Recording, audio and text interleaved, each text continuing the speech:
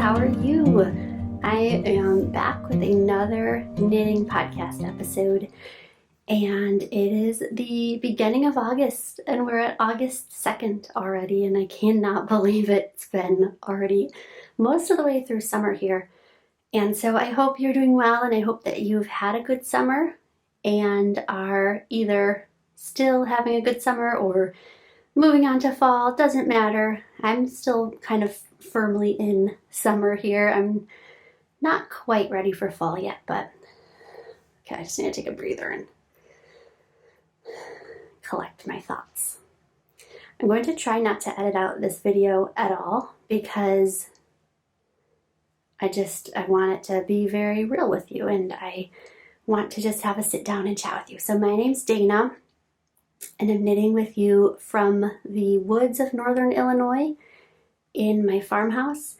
And it's been a while since I've done this. It's been quite a while. And so I wanted to just hop on really fast and sit and knit with you. Some of you have reached out asking how I'm doing and hoping that I would post a video. And all the while I was hoping that I also would feel inspired to post a video. And I'm doing well. I just was not really feeling very inspired. I have a lot of half-done projects and nothing that I really felt like I needed to talk about, but then I kind of realized that it's okay to just sit down and have a knit together and a chat together.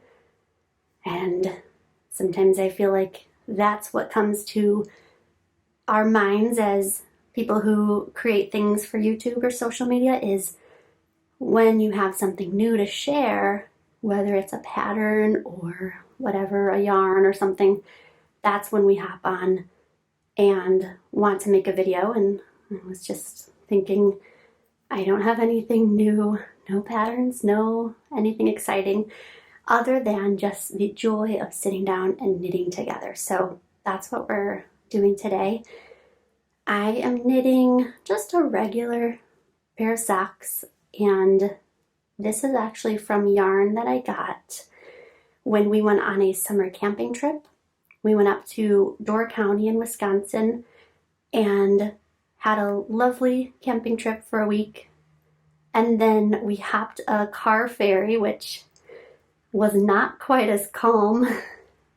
I've always had a bit of a fear going over water in cars. As a kid, I would always kind of freak out when we'd go over a bridge in our car. And I know how to swim. I was a children's swim teacher and trained as a lifeguard, and I know how to swim, but once you're in a car, that's one of my fears. So we took the car ferry over to Washington Island. Now, I've been to Door County before, and I knew there was a yarn shop in Bailey's Harbor in Wisconsin. I did not, however, know that there was another yarn shop that I had yet to explore. You just had to cross a bit of Lake Michigan to get there. So this yarn shop was called Sievers, and it was really cool. It was, first of all, the island was just very sweet. Everything was just on island time, and it was relaxing, and you just walked to get wherever you wanted to go for the most part. And the beaches were all very private and calm, and one of the beaches had really smooth stones all over, which was very cool to see. But this yarn shop had quite a bit of people for being a yarn shop on an island in the middle of Lake Michigan, and they were so sweet there. And they were one of the workers there was spinning yarn, and I came in with all my family, and she showed my 4 kids how she was spinning yarn, because they've seen a spinning wheel at my house, but I don't actually spin yarn yet. I've never actually even attempted it yet. It's just kind of there, waiting its turn until I come to that point in my life of trying to learn how to do it. So they had fun playing that or watching that. And then she had a lot of fun things. They could go run around outside in the huge yard that there was, and she had a very cool wooden marble toy that they were having fun playing. But I found this yarn there, and I hadn't bought yarn in a really long time, and I wanted to get a little a little vacation memento. So I picked up this yarn, which just reminded me of Lake Michigan, conquering my fear of going into the middle of the lake, especially in an area where a lot of shipwrecks have happened. And I believe my bookmark is actually the yarn information. So hold on a second. I'm gonna keep this here to save my spot. So this is first of all, Malabrigo. And this was called Ultimate Sock. It's 420 yards. And the color is called Under the Sea. And it's a 75 merino superwash, 25% nylon. And I was between this color and another one that was other blues. So sometimes I noticed I kind of pick a theme in what kind of colors I'm feeling right then. And actually my projects that I brought for camping, one of them, I'll show you in a minute, is very woodsy and camping-ish.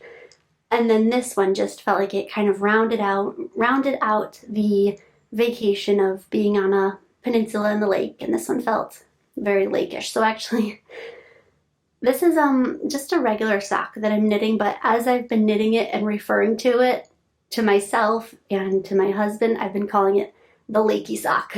So this is my Lakey Sock, which has been fun to work on. It's just a very basic sock, and I do all the basic things. I do use circular needles. These are size US 1s.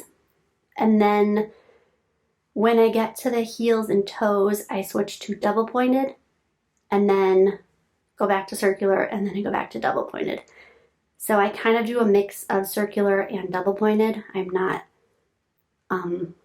only knitting circular needles, and I'm not only knitting on DPNs, but it's kind of a mix of the two, and that's just what works for me.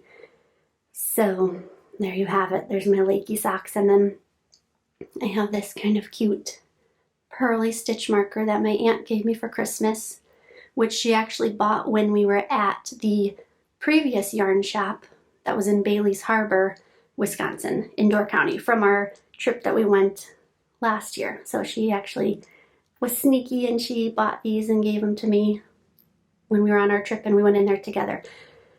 I don't remember what that name of the yarn shop was, but it is in Bailey's Harbor. So that's one that I went to last year, and it was very cool. So it feels very lakey, it feels very summery, and it's very calming. I really like having this kind of project, especially as it's the hottest part of summer here in Illinois, and it just is something that's easy to knit. The yarn feels really good. It's not too hot and woolly, which actually I'll talk about in a second with my other socks. And the color is very summery, and it's small and portable. I can take it with me everywhere, so that's what I've been working on. And actually, it appears that this is the only work I've done. I do have the other sock. I forgot about that. So this is my first Lakey sock that I was working on. Just a pretty vanilla sock. Again, this color was called Under the Sea. And so I have cast on 56 stitches. I'm working on US 1s. I knit for, I think, about 60 rows, and I did the heel, and then the gusset, and then I want to say I knit for another 60-ish rows, which is actually kind of nice because I like to fold my socks like this to store them. And my OCD likes that they can fold perfectly in half. So that's been my first sock that I knit. So let me show you my other projects I made. Like I said, that this yarn has been very nice and it moves well and it doesn't feel hot. This is the project I brought with when we went on our camping trip, which was in the beginning of June or the middle of June. And this felt very woodsy and nice for Door County, Wisconsin.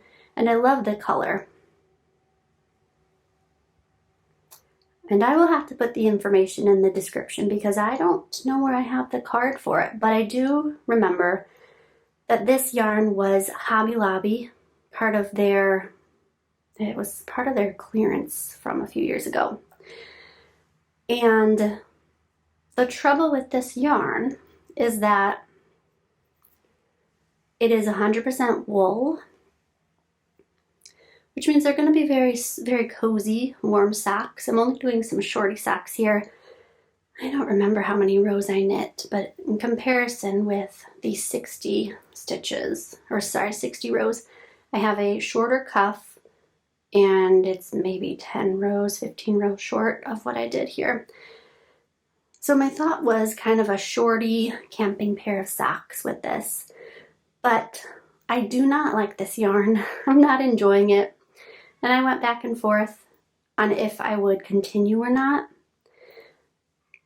And the problem is that as I'm knitting it, it's very, the roving is like, maybe that's not even the right word, but it's splitting so much as I go to pick it up, where I'm just picking up half of the stitch as I go, and then I have stitches that kind of got spliced, and it's just not been as easily off and on the needles as I would have liked. So that's where I'm at with these socks. Again, they're kind of my woodsy camping socks, but they've been on hold since our camping trip. And that's because they're kind of not the easiest thing to work on in summertime. But that's what I'm working on. And then I have a couple pairs of finished socks. If you heard a strange noise in the background, my chickens were singing another egg song, as they tend to do this time of day. Everyone has chickens, or everyone who doesn't have chickens, this is how I was. You always think of chickens and roosters being up at the crack of dawn, and the rooster crowing and the hens laying eggs, when really it's not true. The rooster will crow all day long at very random things, seemingly random. He thinks they're important. And the hens will actually lay eggs. They only lay an egg once a day, but they lay it at different times. Some of my hens are afternoon layers. So there's just an egg song always happening out there. All right, so I get myself stopped here, and I'll show you what else I've been working on. So same pattern that I used for the Lakey Socks. I don't know if they're called the Lakey Socks, I just call them that. That's such a silly name.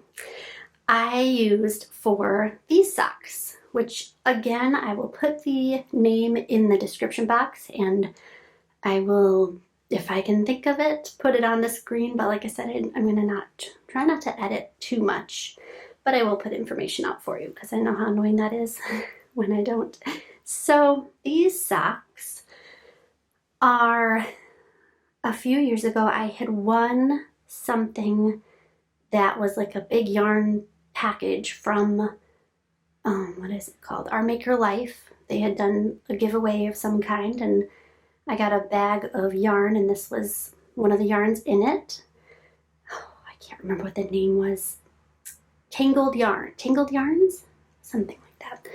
So I finally knit up a pair of socks, and I individually very much like the color, but as you can probably see, hopefully a little bit, this one is significantly darker and this one is much lighter. So I didn't split the yarn in half and do anything to try to make up for that beforehand.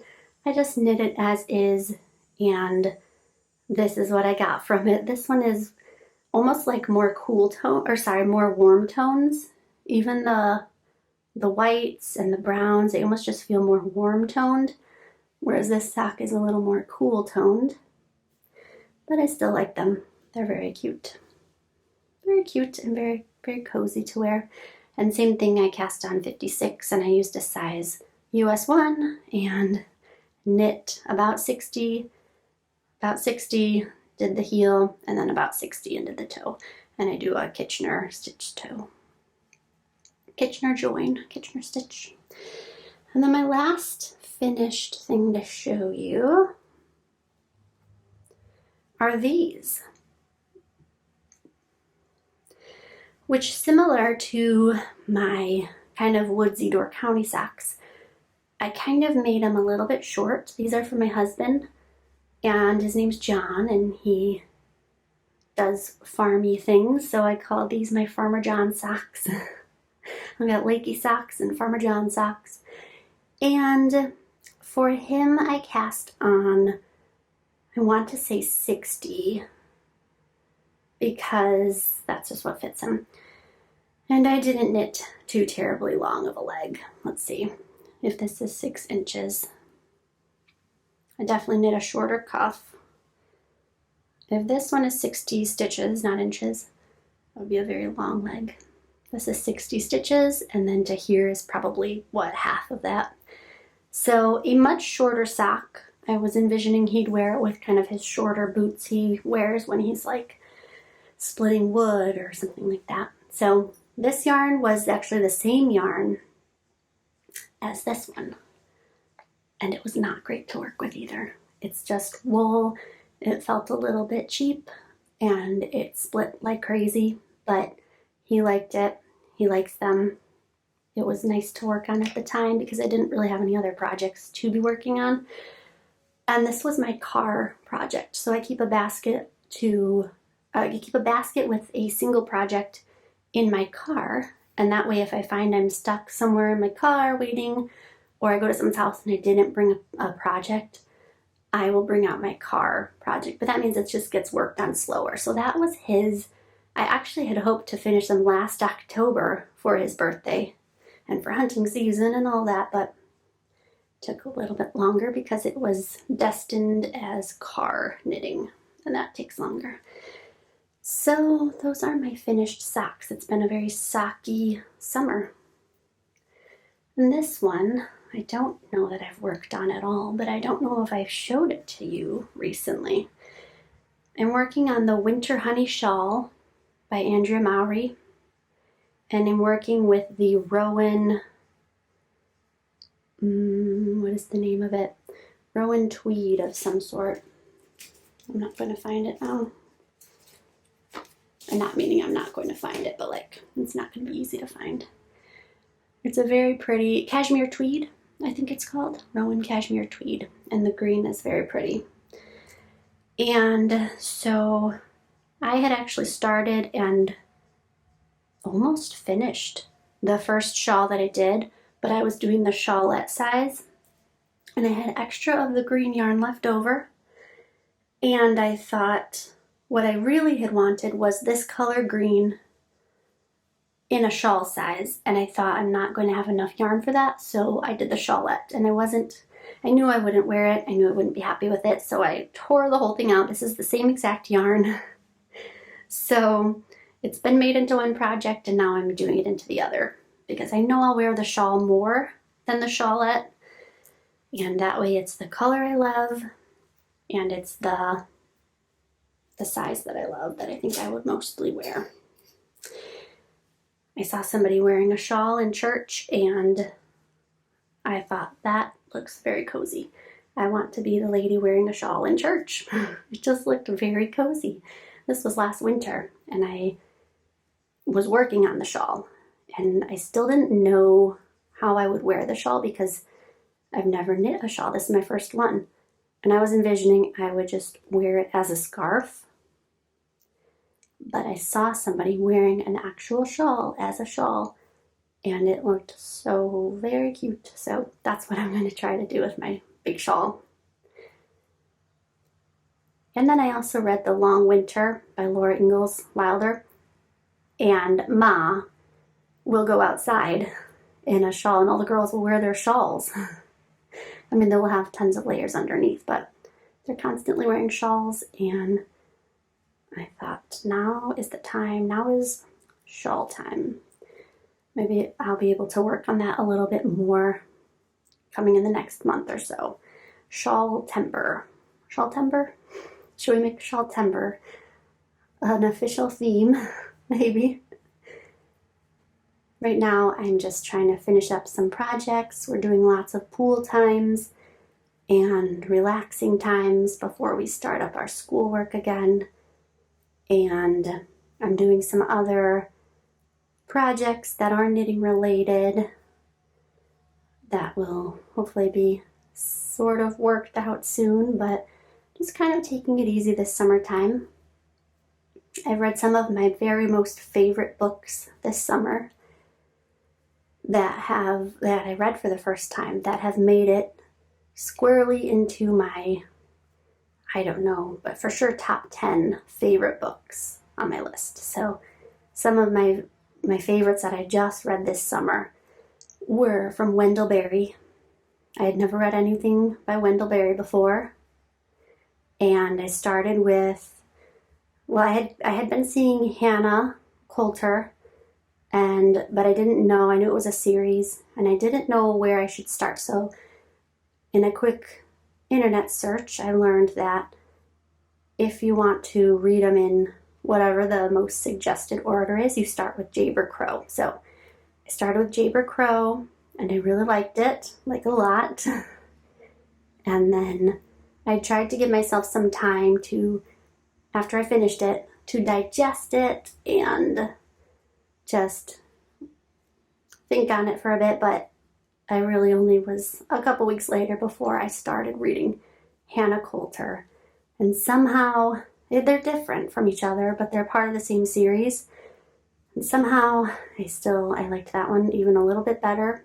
So I will have to read some of the other ones in the series, and I know he writes other things too.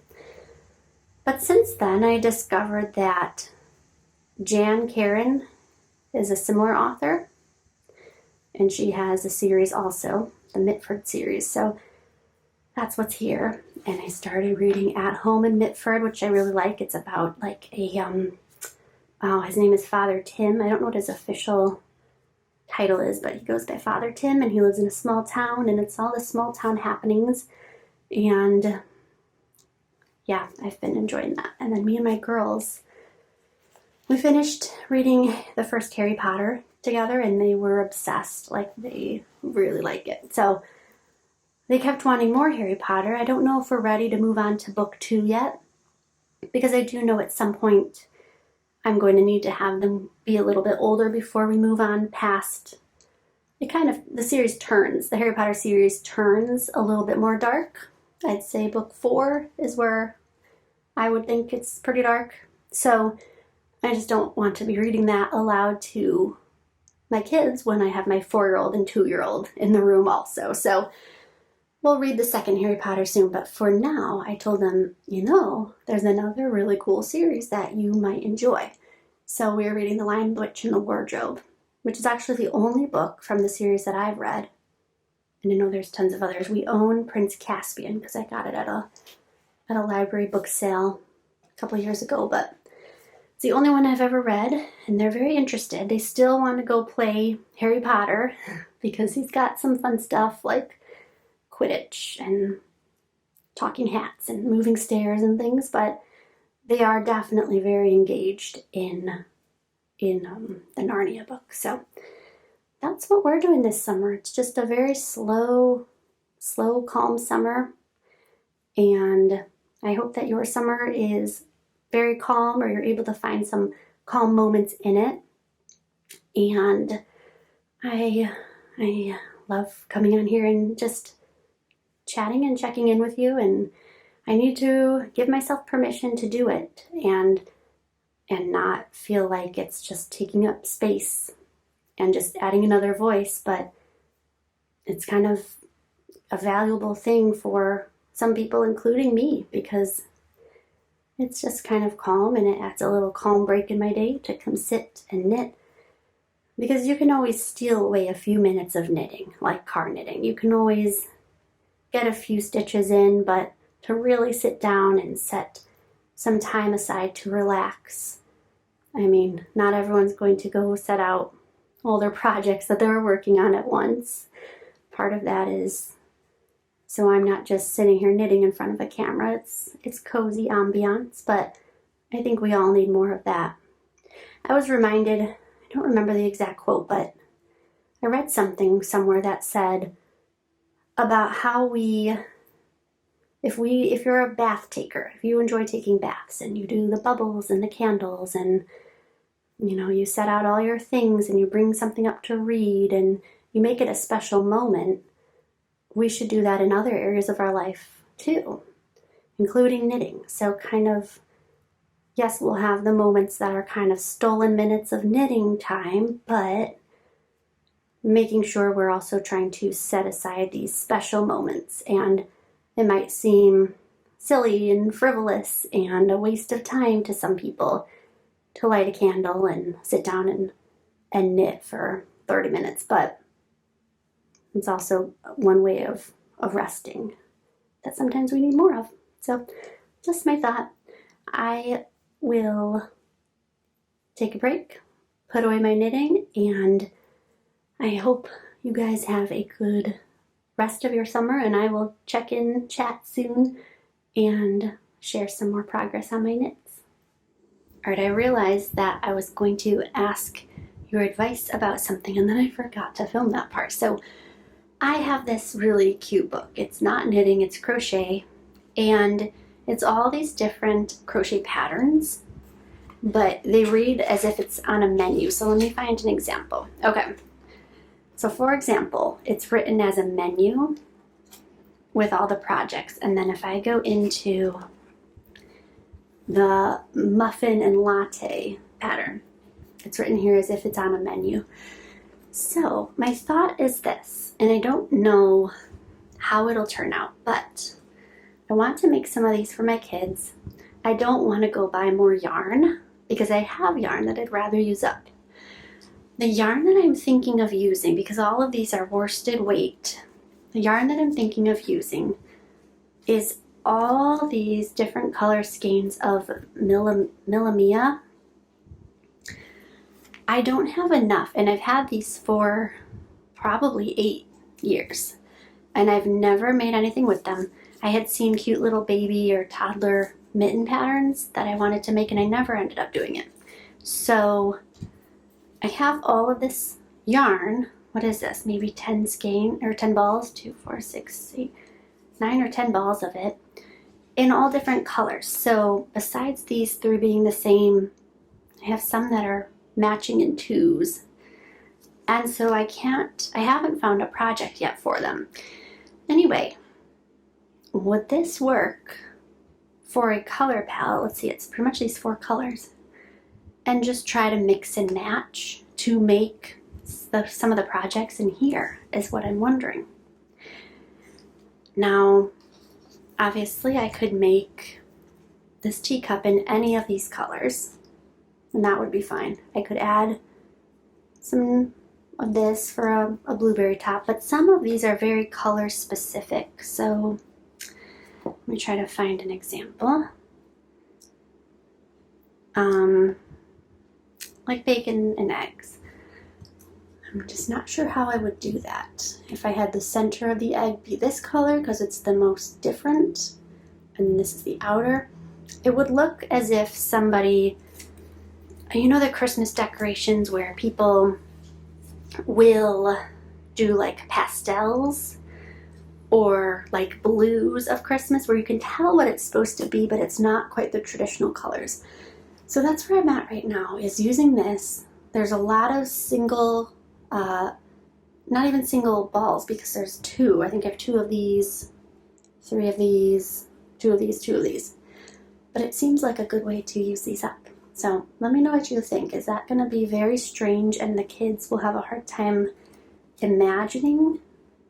I mean, that could be any color, I think. Popcorn could be any color for a bag. But that's where my thoughts are with this. I haven't made anything out of this book yet, and I haven't knit anything with this yarn yet. So I thought, mash the 2 together. We'll see if that will work out. Let me know if you think it'll work out.